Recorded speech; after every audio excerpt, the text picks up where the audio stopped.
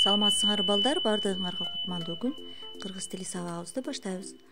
Тазалыкты сактасак, жугуштуу оорулардан сак болорубузду унутпайлы. Бүгүнкү сабагыбыздын темасы көнүгүүлөр иштөө.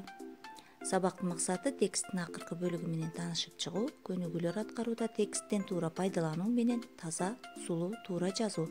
Айкөл Манас атабыздын 40 уруусу менен таласка келиши тууралуу маалымат аласыңар. Сөздүктөр менен таанышабыз. Эрендер, батырлар, жер соорусу, аябай кооз, берекелүү жер, жылжып агат, кичинеден акырын жай агат деген мааниде. 122 көнүгүүдө текст акыркы бөлүгү менен таанышабыз. Коштошуп кошой ат башыга кетти, ак балта нойгуттарга сары колго кетти. 3 кандын эрендери бөлүнүп 40 үйлүү таласты көздөй бет алып көчүштү. Жылгалуу кең кол, кең талас жер соорусу экен. Дүңкүйгөн токой талында маралы маңкайып, куланы куюндап оюн салат.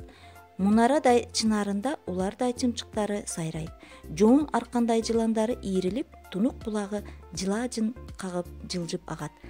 Айлана тегереги жылгаланып, бүдүрдөн богу адырдан аркар коюлат. Улуу тоодон бүткөн чепке окшойт. Манастын жүзү күндөй жаркырайт. Ата конушу кең таласка көңүлү чалкып, толкундап, өзүнчө сыйбай турду. Айкөл Манас чыгармасынан Кадырбай Мамбетакуновдун чыгармасынан алынды.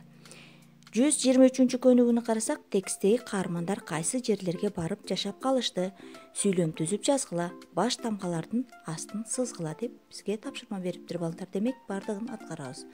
Тексттен туура пайдаланып, дептерлерге сулуу жазабыз балдар.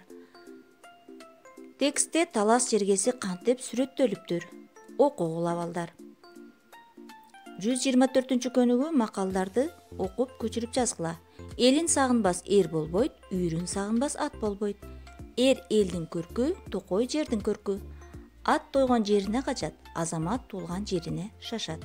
Ушул макалдарды окуп, сулуулап көчүрүп жазгыла дептерге. Тапшырма 125 көнүгүү Манас эпосунан үзүндү жазып жаттагыла. Манасчылар сынагын уюштургула. Тапшырмаларды аткаргыла. Саламатта калгыла балдар.